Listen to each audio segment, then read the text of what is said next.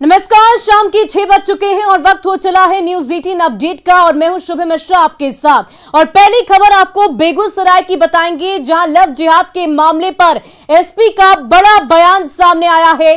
सिंघौर में मां बेटी का अपहरण नहीं किया गया था, मां बेटी के साथ कुछ भी गलत नहीं हुआ।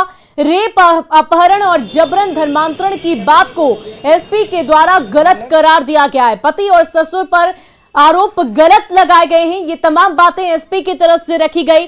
पति और ससुर मां बेटी को पीटते थे, पड़ोसी बीच बचाव किया करते थे और महिला ने पुलिस में शिकायत दर्ज कराई थी। शिकायत का पता चलने पर ससुराल वालों ने गलत आरोप लगाए। ये बड़ी जानकारी एसपी की तरफ से दी गई है। दरअसल ये पूरा मामला लव जिहाद से जुड़ा हुआ था और इसी को लेकर पड़ोसियों पर गलत आरोप की बात सामने आई है। सिंघौर में मां बेटी का अपहरण नहीं किया गया, ये बातें खुद एसपी ने सामने आकर रखी है।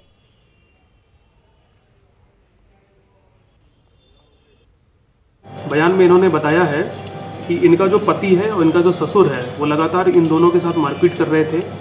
मारपीट का कारण ये था कि आज से 1 साल पहले इनके ससुर और पति ने इनकी जो बच्ची है उसकी जबरन नाबालिग रहते हुए शादी करा दी थी। क्योंकि पति और ससुर लगातार मारपीट कर रहे थे पार्वती देवी उसकी बेटी के साथ, तो पार्वती देवी ने फैसला किया कि वो अपनी बेटी को लेके यहीं बगल के थाना क्षेत्र में मुंगेरीगंज में वो रहने लग गई। ये पति और ससुर लगातार वहाँ जाते थे, पार्वती देवी और उसकी बेटी के साथ मारपीट करते थे। तो अभी कुछ दिन पहले जो पार्वती देवी है उसने सिंघौल थाना को अप्रोच किया था लीगल एक्शन लेने के लिए। ये बात जैसे ही इनके ससुर को पति को पता चली तो उन लोगों ने एक आवेदन दे दिया है पड़ोसियों के खिलाफ। और इसमें जांच में दोनों ने ये बताया है कि जब भी ससुर और पति इनको आके मारते पीटते थे तो पड़ोसी जो थे वहाँ के, जिन 3 लड़कों का नाम आ रहा है, ये लोग पड़ोसी थे, ये लोग बीच बचाव करते थे। और बेगूसराय में हुए लव जिहाद और धर्मांतरण की बातें सामने आने के बाद मामला अब तूल पकड़ता जा रहा है। इस मामले में जहां पीड़ित परिवार लव जिहाद और धर्मांतरण के लिए धमकाने के आरोप लगा रहे हैं, वहीं इस मामले में मुख्यालय डीएसपी ने पारिवारिक मामला बताते हुए धर्मांतरण से इनकार कर दिया है। एसपी का कहना है कि फिलहाल ऐसी कोई बात नहीं, अगर ऐसा कोई मामला सामने आएगा तो उस पर कड़ी से कड़ी कार्रवाई की जाएगी। सिंघौल थाना के अंतर्गत डुमरी गांव से जो ये बात सामने में आई है, अभी प्रथम दृष्टया ये मामला पूरी तरह से पारिवारिक विवाद से संबंधित है। वो महिला और उसकी बच्ची अभी महिला थाना में उपस्थित हुई है। अभी कुछ दिनों पहले परिवार में आपस में झगड़ा झंझट हुआ था, मारपीट हुई थी। इस संबंध में वो पहले थाना पर भी आवेदन दी थी, जिस संबंध में कार्रवाई की जा रही थी। और अभी वो महिला उसी विवाद को लेकर उस घर से निकलकर अलग एक मुंगेरीगंज में डेरा लेकर रह रही थी। तो अभी जो भी बात सामने में आई है बिल्कुल पूरी तरह से पारिवारिक विवाद है। इसमें कहीं से भी धर्मांतरण और लव जिहाद वाली बात सामने नहीं आई।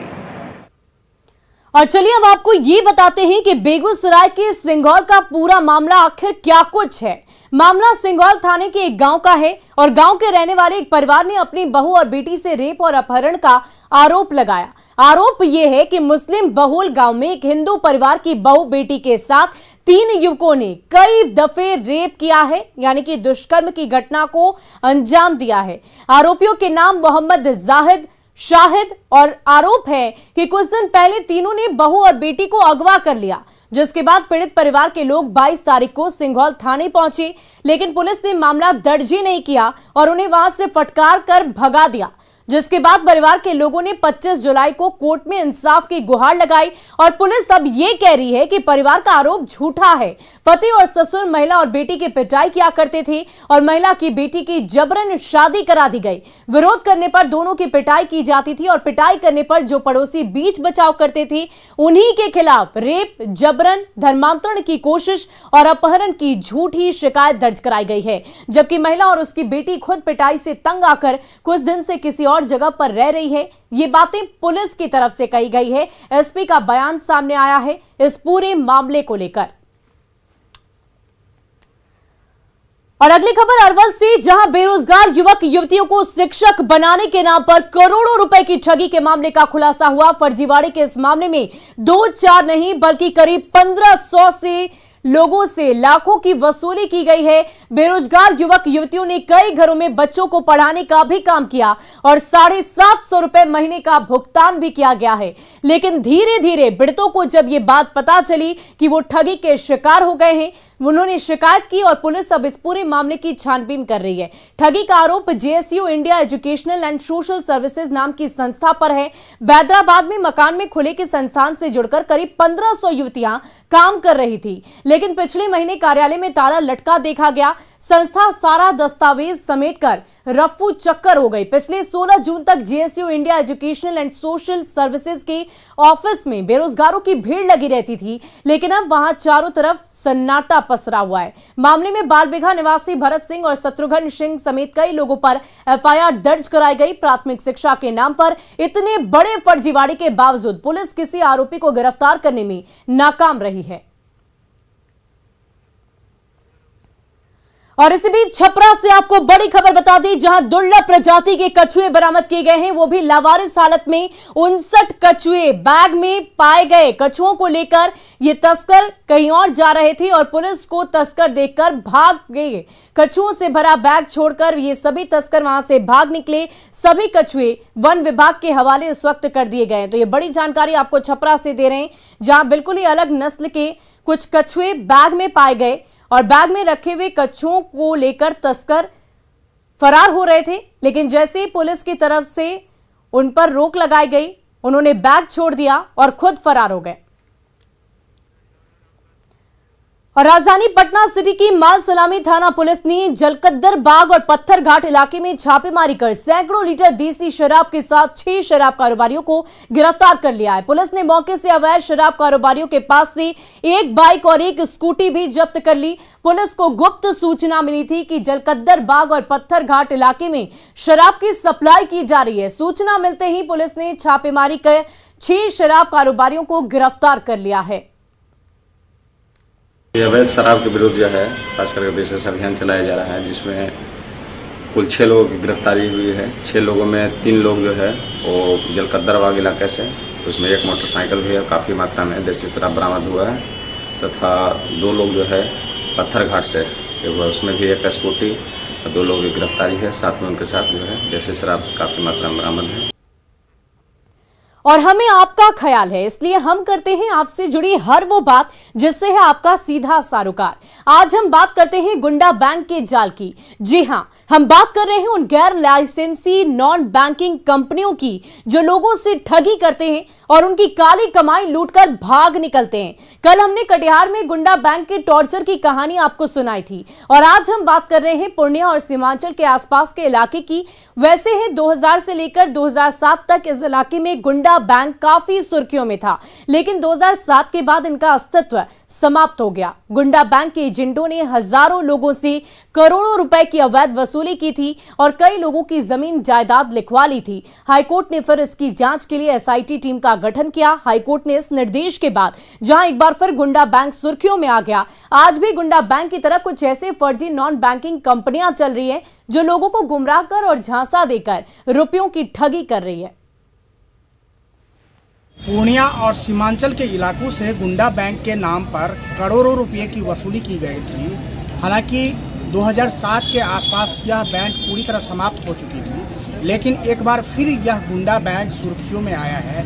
इसके पीछे वजह है हाईकोर्ट। हाईकोर्ट ने नए सिरे से इसकी जांच का आदेश दिया है। कुछ गुंडा लोग उसमें जो है कुछ आपको सफ़ेद पोश लोग भी थे, उन लोगों का जो ब्लैक मार्केटिंग वाले लोग थे, जिनका ब्लैक मार्केटिंग पैसा था, उसमें कुछ पदाधिकारी थे, कुछ नेता थे, कुछ अफसर थे, है ना, कुछ भूमाफिया थे, कुछ इस टाइप के लोगों के द्वारा ये बनाया हुआ एक संगठन था गुंडा बैंक। हर एक जगह था।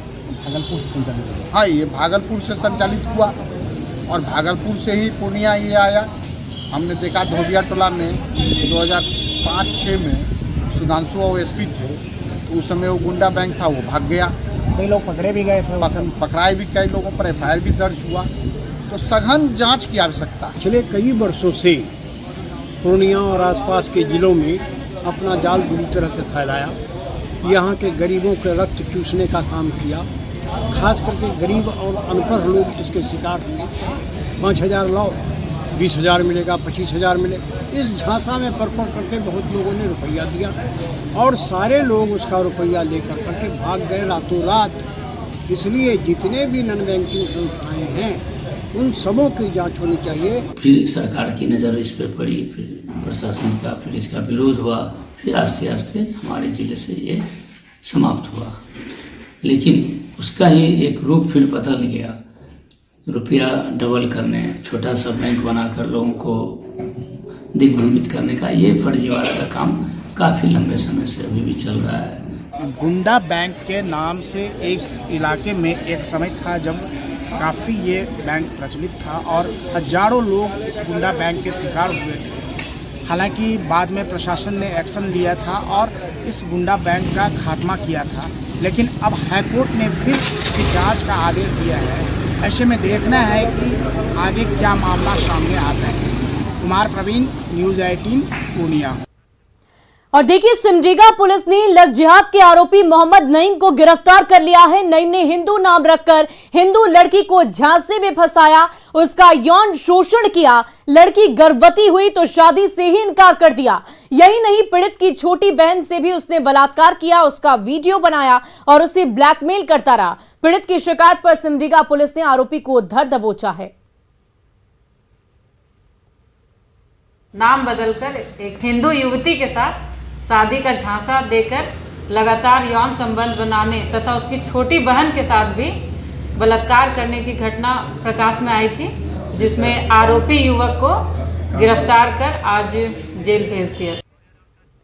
और राजधानी रांची के कांके ब्लॉक स्थित सरकारी स्कूल में अब भी ऐसे कई छात्र हैं जिन्हें कोविड वैक्सीनेशन की जानकारी तक नहीं है। सरकार लगातार स्कूलों में फ्री कैंप लगाकर इसका प्रचार प्रसार भले ही कर रही हो, लेकिन इसका असर नहीं दिख रहा। कांके के एक स्कूल का जायजा लिया हमारी सहयोगी रूपाली त्रिपाठी ने। भारत में फ्री बूस्टर डोज की आगाज हो चुकी है। वहीं इस वक्त हम कांके ब्लॉक के एक सरकारी स्कूल में मौजूद हैं, जहां पर यूथ जो बच्चे स्टूडेंट्स हैं उनके बीच कोविड वैक्सीनेशन और बूस्टर डोज को लेकर क्या जानकारी है, इनसे बात करते हैं किस तरीके से ये सजग है अपने आप में। कोविड के बारे में तो सुने हैं, कोरोना सुने हैं, थोड़ा सा है आइडिया है? डर नहीं है आइडिया। लगाए हैं वैक्सीनेशन? नहीं। आप लगवाए हो वैक्सीनेशन? नहीं। हाँ, नहीं वैक्सीनेशन जो पहला लगता है नहीं लगवाया है। आप लगाए भैया? नहीं लगाए। अच्छा, ये मालूम है ना कि फ्री वैक्सीनेशन लग रहा है? जी फ्री है। आया था आप लोग को व्हाट्सएप मैसेज वगैरह? आया था, स्कूल तरफ भी आया था फ्री, मगर नहीं लगवाया। नहीं लगवाया है। स्कूल में आया था भैया फ्री लगाने के लिए वैक्सीनेशन? जी। हाँ जी लगाने आया था। आप लोग लगवाए? नहीं। वो टीचर बोला था लगाने? जी बोला। हाँ बोला था, नहीं लगाए। नहीं लगाए हैं। भैया स्कूल में आए थे आप लोगों के वैक्सीनेशन कैंप के लिए? हम लोग जब दूसरे स्कूल में थे ना, उस टाइम आए थे, तो मेरा सेकेंड डोज कंप्लीट है। सेकेंड डोज कंप्लीट है। वैक्सीनेशन आपके यहाँ स्कूल में आया है भैया? हाँ हाँ दोनों मेरे कंप्लीट है, लगाया गया? दोनों कंप्लीट हुआ है ना? हाँ। वही बूस्टर डोज भी लगा है? बूस्टर डोज लगा है? बूस्टर नो, बूस्टर नहीं लगा, वैक्सीन लगा। बूस्टर डोज लगा है? नो मैम, नहीं लगा है। आपका क्या मानना है, आपकी एज ग्रुप के लोगों को वैक्सीनेशन लगाना चाहिए अब तक? लगाना चाहिए बचाव के लिए? लगाना चाहिए बचाव के लिए। इम्यूनिटी बनाता है ना? Yes ma'am. हाँ यस मैम। स्कूल में जानकारी दी गई है किसी के माध्यम से? नो मैम, ऐसा तो अभी नहीं मिला है। जानकारी नहीं मिला। स्कूल में जानकारी पहुंचाई गई है आप लोग तक? कैंप लगाया गया था फ्री में? नहीं अभी तक नहीं। हम लोग तो न्यू एडमिशन कराए यहाँ, पहले स्कूल में तो खाली आया था वैक्सीन, सेकेंड डोज। मैं स्कूल में जानकारी कैंप वगैरह लगाया गया है, तो आप लोग को स्कूल में बताया कोई कि किस लिए इम्पोर्टेंट है, महत्वपूर्ण की? नहीं बताया गया है। नहीं बताया गया। हम लोग नया नया अभी। आप लोग को वैक्सीनेशन के बारे में आइडिया स्कूल में दिया गया है? नहीं मैम, हम तो नया न्यू एडमिशन है। तो यही आपने जो सामने सुना है कि स्कूल तक कोई भी फ्री कैंप तो लगाया गया, बट इन बच्चों तक जानकारी नहीं दी गई है। बच्चों को अभी तक मालूम भी नहीं कि फर्स्ट वैक्सीनेशन डोज है क्या और कोविड से किस तरीके से उनका बचाव हो सकता है। तो सरकारी स्कूल की मेडिकेशन को लेकर फिलहाल यही एक ग्राउंड रियलिटी है। कैमरामैन संजीव के साथ रूपाली त्रिपाठी, न्यूज़ 18 रांची। और कारगिल विजय दिवस के अवसर पर पटना के केंद्रीय विद्यालय बेली रोड में भी छात्र छात्राओं ने शहीदों के सम्मान में कार्यक्रम का आयोजन रखा। हाथों में तिरंगा लेकर सभी छात्र छात्राएं जहां वीर जवान अमर रहे का नारा लगाते रहे, वहीं एक से बढ़कर एक देशभक्ति गीत और कविता गाकर शहीदों को सभी ने याद किया। जायजा लिया हमारे संवाददाता रजनीश कुमार ने। आज 26 जुलाई यानी कारगिल विजय दिवस है। ऐसे में शहीदों के सम्मान में देश भर में कार्यक्रम आयोजित किए गए हैं। तो पटना के केंद्रीय विद्यालय बेली रोड में भी छात्र छात्राओं ने सम्मान में कार्यक्रम रखा है, गीत संगीत के साथ साथ कविता और गोष्ठी की। तो देख सकते हैं इस वक्त स्कूल के जो शिक्षक हैं, प्राचार्य हैं या छात्र छात्राएं हैं, वो हिंदुस्तानी तिरंगा लेकर लहरा रहे हैं, गौरवान्वित महसूस कर रहे हैं और शहीदों की शहादत पर फक्र कर रहे हैं, गौरवान्वित महसूस कर रहे हैं। तो हम छात्र छात्राओं से गीत भी सुनेंगे, कविता भी सुनेंगे, लेकिन ज़रा बातचीत पहले कर लें। कैसे मना रही हैं आप लोग 26 जुलाई? जैसे कि सबको पता है कि 3 मई 1999 से लेकर 26 जुलाई 1999 तक जो युद्ध लड़ा गया था भारत और चीन के बीच, भारत और पाकिस्तान के बीच में, जिसमें भारत ने पाकिस्तान को धूल चटा दिया था, उन्हीं में जो सैनिक की शहादत हुई थी उन्हीं को याद कर रहे हैं आप लोग। क्या नाम हुआ आपका? प्रियल। बिल्कुल। क्या सुनाना चाहेंगी? जी, मैं एक कविता सुनाना चाहूँगी। जी। अम्मा ने खत लिखा चाव से, अम्मा ने खत लिखा चाव से, पुत्र न मेरा दूध ल जाना, 1 इंच पीछे मत हटना, चाहे इंच इंच कट जाना, चाहे इंच इंच कट जाना।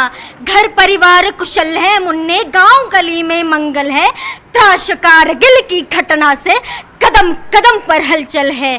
ज्वालामुखी दिलों में धधके, आंखों में अंगारे हैं, और अर्थियों के पीछे भी जब भारत माँ के नारे। बिल्कुल गर्व से हिंदुस्तानी कहने में आज फक्र महसूस हो रहा है। जी बिल्कुल। क्या नाम हुआ आपका? नमामि शंकर। स्कूल के प्राचार्य हैं, उनसे ही बात कर लेते हैं। सर, हर बार इसी तरह से आप लोग कार्यक्रम मनाते हैं? प्रत्येक वर्ष 26 जुलाई को कारगिल विजय दिवस के रूप में मनाया जाता है। स्कूल में भी उन सैनिकों के सम्मान में हम लोग बहुत सारे विशेष कार्यक्रम का आयोजन करते हैं, जिसमें dance, drama, music, debate, quiz वगैरह का आयोजन किया जाता है। आज के दिन उन शहीद दिवस के रूप में, विजय दिवस के रूप में मनाया जाता है। तो हर देशवासियों की तरह जो छोटे छोटे बच्चे हैं, स्कूली बच्चे, ये भी शहीदों की शहादत को याद कर रहे हैं और भारतीय सेना पर गौरवान्वित महसूस कर रहे हैं और गर्व महसूस कर रहे हैं। कैमरामैन मनीष जुनिया के साथ रजनीश कुमार, न्यूज़ 18 पटना। और झारखंड के गुमला जिले के 3 लाल ने अपने लहू से वीरता की अमिट कहानी लिखी। शहीद जॉन अगस्तुस इक्का, शहीद बिरसा उरांव और शहीद विश्राम मुंडा के नाम आज भी जिले में सम्मान के साथ लिए जाते हैं। लोगों का ये कहना है कि गुमला के इन तीनों बेटों को देश कभी भी भुला नहीं सकता। इनके शौर्य और पराक्रम को नमन है। शहीद की पत्नी एमलियानी इक्का कहती हैं कि 1999 में जब कारगिल युद्ध छिड़ा तब उनके पति कश्मीर में तैनात थे। 25 दिसंबर 1999 को जॉन अगस्तुस इक्का देश के लिए शहीद हो गए। सरकार की तरफ से कई ऐलान तो किए गए, लेकिन पूरी सुविधा आज तक परिवार को नहीं मिली। जिला प्रशासन भी शहीदों को भूल चुका है। मानना है मेरी कि मेरे एक बेटे को रोजगार, सरकारी नौकरी दिया जाए, जिससे कि वह अपना भविष्य का जीविका चला सके। क्योंकि अभी तो मेरे लिए पेंशन मिल रहा है, उसी से परिवार चल रहा है, किंतु मेरे कुछ हो जाने के बाद उनका क्या होगा अभी। और देखिए, इसी बीच राजधानी रांची से आपको बड़ी खबर बता दें, पंकज मिश्रा की रिमांड अवधि खत्म कर दी गई है। ईडी के स्पेशल कोर्ट में उन्हें पेश किया गया। 6 दिनों के रिमांड के लिए मंजूरी उन्हें मिली थी। ईडी ने कोर्ट से 8 दिनों की रिमांड मांगी थी। तो ये बड़ी जानकारी आपको पंकज मिश्रा से जुड़ी हुई बता रहे हैं। राजधानी रांची से ये बड़ी खबर आप तक पहुंचा रहे। और फिलहाल के लिए इस बुलेटिन में इतना ही। आप बने रहे न्यूज़ 18 बिहार झारखंड के साथ।